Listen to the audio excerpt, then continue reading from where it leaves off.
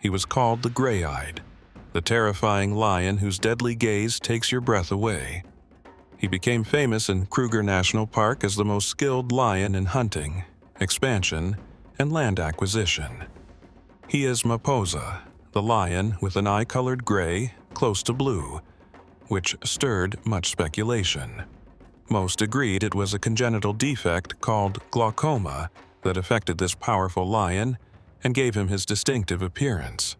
Nonetheless, his condition did not prevent him from venturing out, challenging other strong rival lions, setting off to claim territories without fear, raiding herds, or being an extremely skilled hunter. Let us go back in time to around the year 2016, when the first real recorded sighting of Mapoza occurred. He had formed an alliance with another lion, and they roamed the Claserie Nature Reserve. Their sighting was documented for the first time then, and it is believed they were about 4 or 5 years old at that time. Despite being merely fierce young cubs, they managed to take over the area and expel 3 older and more experienced lions, known as the Trilogy Coalition. After being forced out of their usual territory, 2 members of the coalition continued to appear regularly in the northern part of the Thornybush Nature Reserve. Mapoza and his companion later took over the Monwana Pride. Shortly after, a deadly encounter with a massive and aggressive buffalo led to the death of one of the Trilogy males, who had wandered far from his previous territory. After eliminating the Trilogy male, the 2 Mapoza lions asserted their dominance over the former coalition's territory by mating with the Pride females who had remained. This period was ideal for the 2 lions to gain experience and strengthen their tactics in attack and hunting, as they settled happily and quietly in the eastern part of Claserie for the following 2 years. In 2018, the Ross males infiltrated the reserve and took over the area controlled by the Mapoza coalition. At the same time, Mapoza and his companion had disappeared, and rumors circulated that Mapoza had tried to flee and survive alone after being injured while trying to hunt a violent, massive buffalo. Shortly after, tour guides in the Thornybush Reserve began regularly spotting Mapoza again. As usual, he was seen patrolling the central and eastern parts of the reserve, marking his territory and reaffirming his dominance over the new area. By the end of 2018, Mapoza had succeeded in taking over the Avoca Pride, which usually resides on the eastern border between Thornybush and Timbavati. Shortly after, this powerful lion managed to father 6 new cubs within that pride. At this point, one of the Trilogy males was seen, old and weak, still roaming the northern part of Thornybush. Although he seemed dominant in that northern area, he was later spotted wandering beyond his territory. It is believed that during one of these exploratory trips, he encountered Mapoza, and it is assumed that they fought an extremely aggressive battle for dominance and to assert presence. The Trilogy male was severely injured and eventually died due to complications and pain from those wounds. In late 2019, 2 new young male lions appeared in Thornybush, known as the Shikukutsu males. Strangely, after monitoring, they were seen with Mapoza without any conflict among them.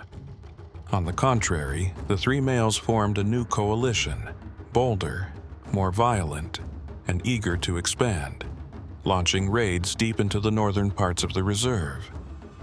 The young Shikukutsu males were considered extremely strong and impressively skilled hunters.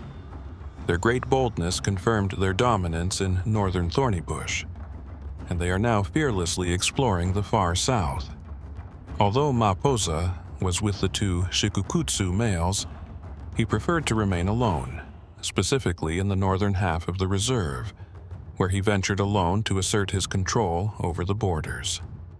Eventually, he was found mating with 2 lionesses from the Monwana Pride, indicating that he would soon father cubs and continue to assert his dominance over the area, thereby re-establishing his expansion zones in the near future.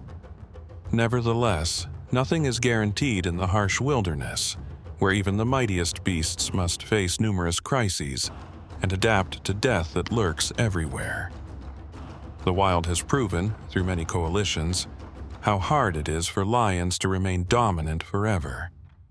They must accept the reality of weakness, aging, or the risk of injuries and diseases that often claim the lives of even the most resilient lions in the vast, dangerous, trap-laden lands of Africa.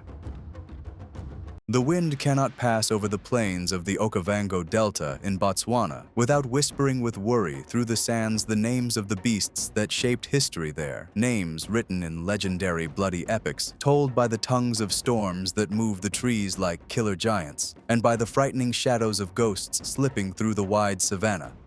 Here, in the heart of the African wilderness that breathes the barking of angry hyenas and the roar of defiant kings, the epic was born that changed humanity's understanding of lions forever. It is the tale of the lioness who was not created from flesh and blood alone, but from fire, tears, and a motherhood that never dies. She is Madtowo, the lioness defined as the mother of lions. The legend whose story was carved on the face of the earth as commandments are carved into stone.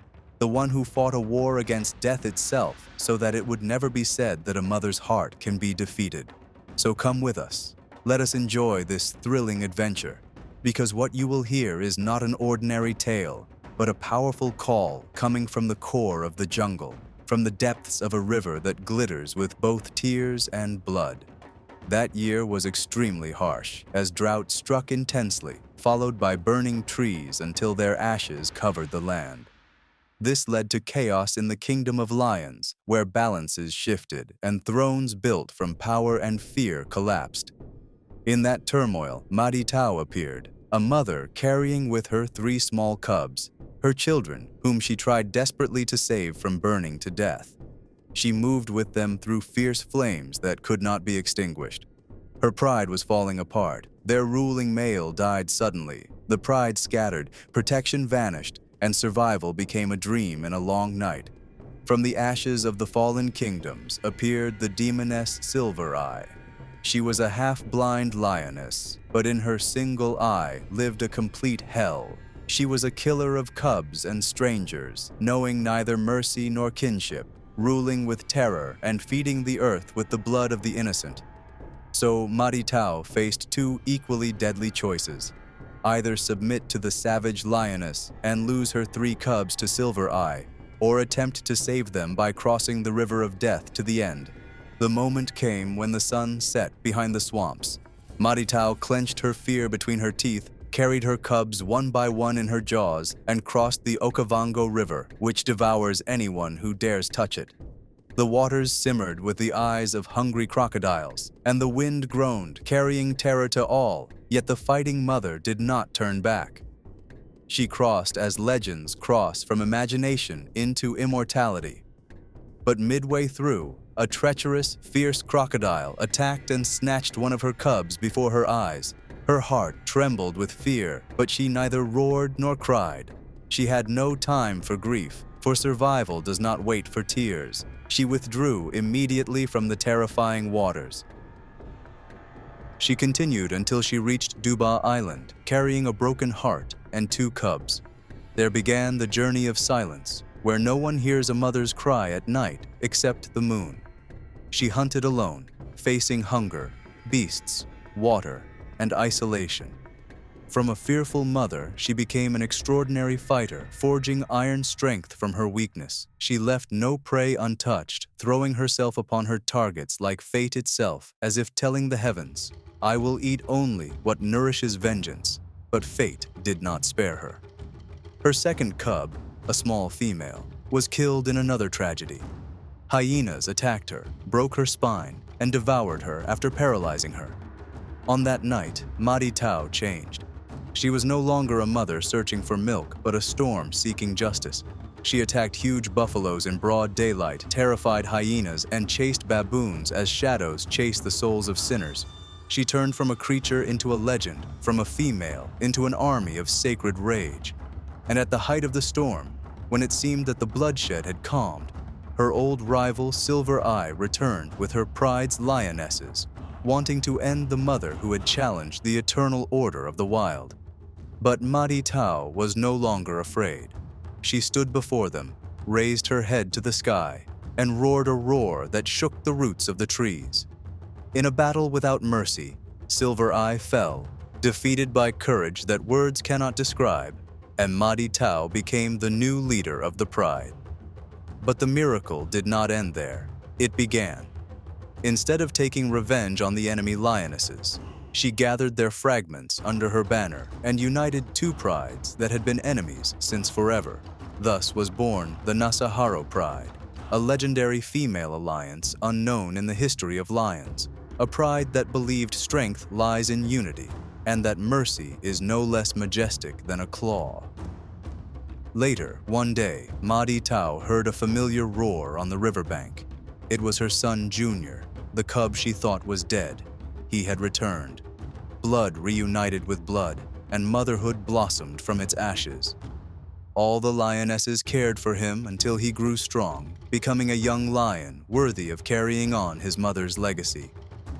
When he turned 3, Madtowo bid him farewell at the edge of the island, as the sun bids farewell to its last ray. He left to write his own chapter of glory, while she watched him until he disappeared into the mist. Then came the peaceful end of this legendary lioness, with no battle and no blood, just a long sunset. The mother of lions had grown old, her body bending like ancient trees, and she slept among the grass as a queen sleeps on her final throne. Her memory did not die.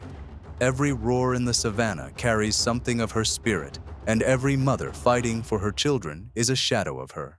This is not the story of a lioness, but an epic of immortality, one that taught us that motherhood is not weakness, but the most beautiful form of strength, and that those who love until the end never die. When we look back at the strongest coalitions among lions, we must not forget one of the most powerful and fierce alliances. This remarkable coalition, with its unusual nature and behaviors, formed by a father and his 5 sons, a rare occurrence among prides of lions across the vast plains of Africa, especially in Kenya's Masai Mara. This is the Notch Coalition, which became a rich subject of study in African folklore. As is known in lion society, the dominant male often expels his sons, so none can overthrow him or take control of the territory, the prey, and the lionesses. This is what highlights the unique skill of the Notch Coalition in managing its family. Notch, or Kali, which means fierce in Swahili, was born in late 1999 or 2000. He formed a coalition with a younger lion called Light Male. By 2004, the two were confident enough to challenge the Marsh Pride lions, famous from the BBC series Big Cat Diaries. They succeeded in defeating Simba and Blondie, taking over their pride with full force. As usual in the Lion Kingdom, they killed the previous cubs and sired their own through the lionesses. In mid-2005, during a period of calm, 3 strong male lions attempted to invade the Marsh Pride.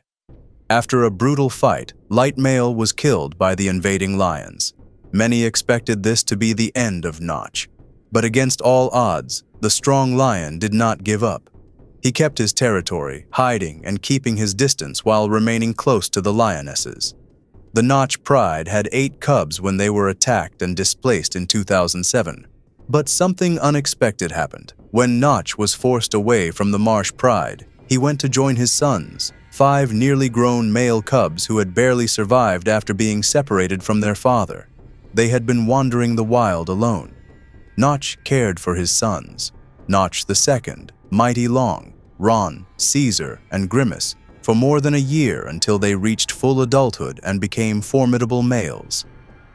Notch was 9 years old when the Reign of Terror began in Masai Mara in 2008. The mighty lion created a fierce coalition rarely seen in the reserve. Notch had an enormous body crowned by a striking black mane, and he possessed excellent hunting skills capable of taking down prey of all sizes. For wildlife enthusiasts, failing to spot Notch and his 5 sons was a huge disappointment. Within just a few years, these 6 terrifying lions established total dominance over the Mara region. They killed and intimidated any lions who dared to challenge them or trespass on their land. They controlled several other prides, including Paradise, Mugoro, Serena, Rekero Breakaway, Rongai, Olkiombo, Maji Yafisi, and Lookout prides. The hunting skill of Notch and his sons became well known. During one battle for dominance, Notch and Notch, too, attacked Fang, a massive lion whose appearance did not reflect his courage. When his territory was invaded, Fang could not stand against the two ferocious lions and fled for his life, unlike the lionesses, who fought a desperate battle for survival. The females managed to overpower Notch and Notch too, forcing them to retreat. After the females saved the pride, Fang returned. But Notch considered that loss an insult. He came back with Caesar, Ron, and Grimace. You could sense the power, hatred, and dark intentions of the Notch coalition. Fang escaped again and was never seen afterward. After taking over the pride, the coalition mated with the lionesses, resulting in many new cubs. The Notch coalition can be described as a powerful force composed of fierce males. Even as Notch aged, his bond with his 5 sons remained strong. These sons were experts at killing buffalo and hippos and spreading chaos and bloodshed everywhere. No one knows how many lions they killed during their nearly decade-long rule, but rumors say dozens. Their reign was not flawless. Due to the enormous territory they controlled, weakness eventually crept into the coalition, especially after Mighty Long disappeared in 2010, likely killed by rival males. Notch, reaching the final stages of old age, died at over 14 years old in 2013. He had separated from his sons in the final years of his life, but he remained close enough to secure food and safety. His son, Jonathan Kalo, was the last to see him alive. Notch had become extremely frail, but still carried his majestic black mane proudly. His sons tried to help him survive until the very end. A few months after Notch's death, Grimace also died deep inside rival territory. Even after their numbers dropped to half and their territory shrank, the coalition remained fearsome. Ron, Caesar, and Notch too continued to threaten and intimidate other coalitions. In late 2016, Ron was killed by the Sand River males, who had grown powerful enough to form a strong coalition. Caesar died in 2017 after developing a limp in his hind legs. Notch too remained the last survivor, leaving his lands quietly and living alone. Rumors spread about his death, but he reappeared months later, alongside Spearboy, his handsome and fierce son. History seemed to repeat itself. Notch too realized, as his father once had, that teaming up with his young son increased his chances of survival. Notch too was already over 14 years old, just like his father before him. The father-son duo formed the Lookout Pride Coalition and stayed together for more than a year until Notch too disappeared, presumably dying at around 15, outliving his father. His son Spearboy later became a wanderer in the reserve. Before the coalition vanished, Notch's lineage produced several other coalitions across Masai Mara. His descendants, Caesar II, Ron II, Blue Eyes, and Dongo, formed the Rekero Coalition, fierce lions who ruled 4 other prides. Notch and his sons remained some of the most famous lions in the world for many years due to their extraordinary dominance and power, leaving behind a legacy that attracted visitors from all over the world. Luangwa Valley in Zambia is a wildlife paradise that captivates hearts and takes breaths away. The valley stretches along the Luangwa River and is one of the best places to watch wildlife in Africa. With its incredible diversity of wildlife, including massive elephants, hippos, lions, leopards, and rare bird species. In this vast land in 2020, the future seemed bright for the young cub Milo, newly born in the strongest pride in Luangwa, the Mwamba pride. However, the departure of his father from the coalition forced him to struggle to survive and face his fears alongside his mother, who tries to ensure the pride's future and save her cub from imminent dangers.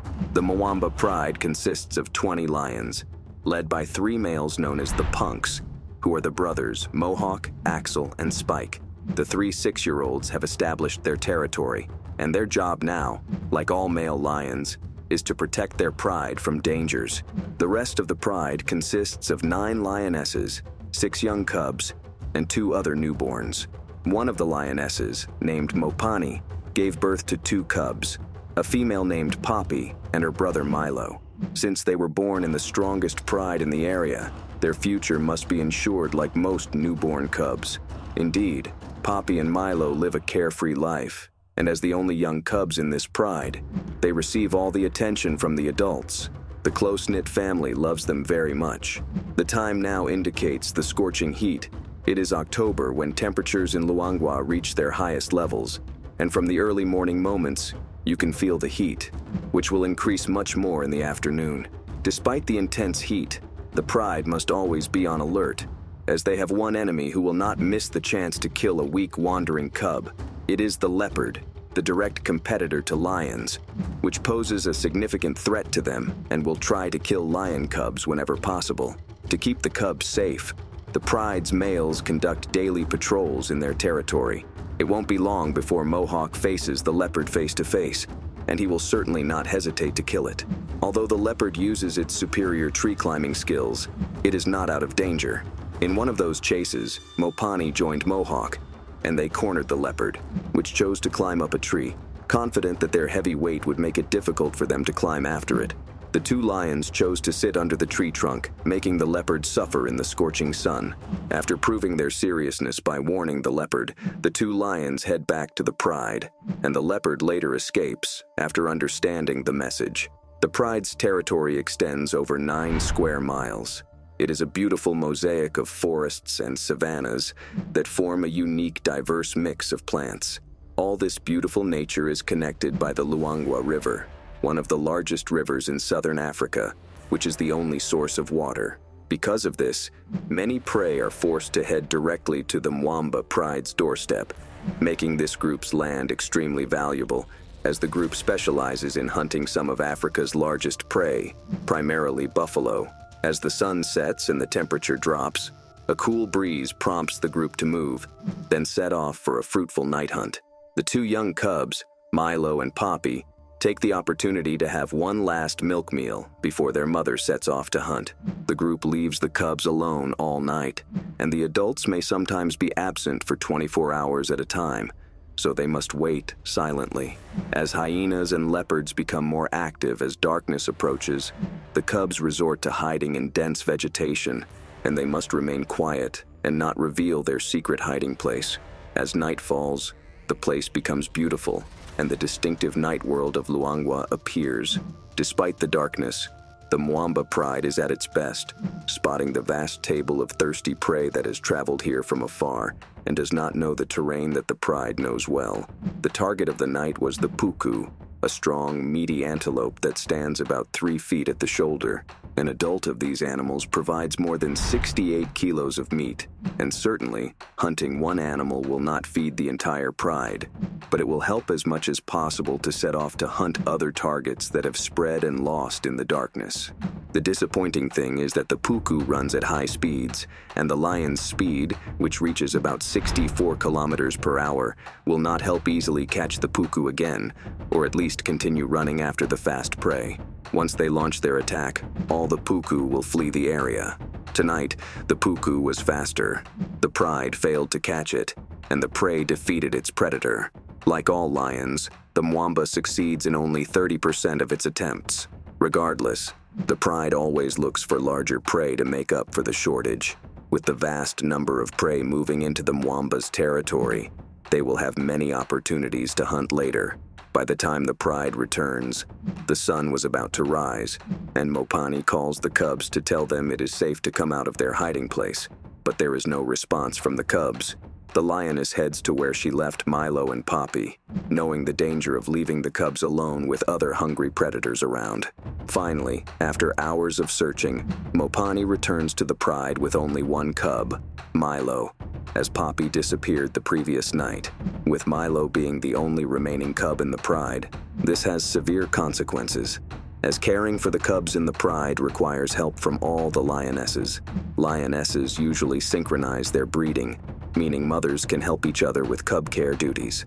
Unfortunately, without this help, Most lone cubs like Milo are abandoned.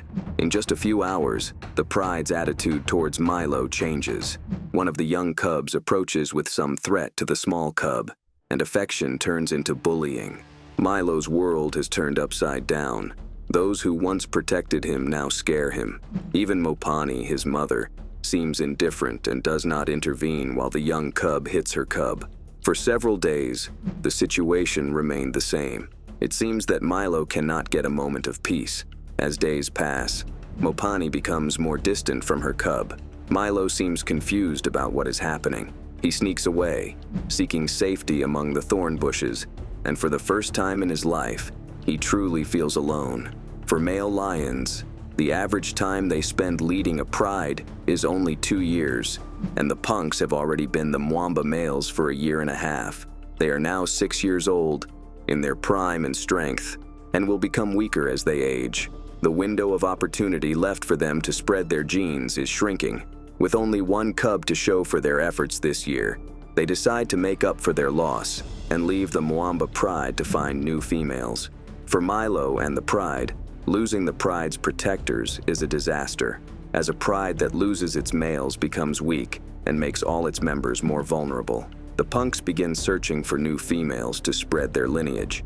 Their journey takes them east across the river, which marks the edge of the Mwamba's territory, to the land of the Hollywood Pride, a small pride consisting of 4 females formed last year. They were led for a while by an unknown wandering male who fathered 3 cubs, but none survived the rainy season. Axel, the bravest of the punks, is the first to venture up the riverbank and try to explore the new pride's territory. Usually, venturing into new lands requires great courage, as crossing boundaries is a highly hostile and dangerous act, the main reason for the death of male lions who have to fight fierce battles with the dominant lions in the area. Initially, the punks took a cautious approach. They feared signaling their arrival to avoid engaging in a bloody battle if there were other males in the area. But the pleasant surprise was that the lion who met them was a strong and friendly young female who welcomed them with open arms, ready to mate, especially after losing their cubs. The 4 lionesses were waiting for the arrival of these strong males to give birth to new cubs and protect their coalition. Indeed, it happened as the punks imposed their strength and control over the existing females. These males naturally need the females to carry out hunting operations. After the mating roars subsided, a large prey was spotted nearby.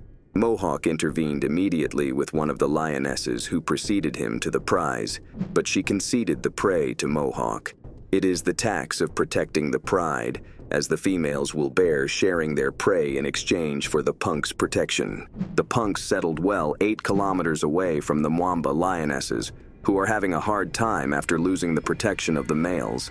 They now have 6 inexperienced young cubs to feed who cannot offer much help in hunting, and they have a small cub struggling to survive.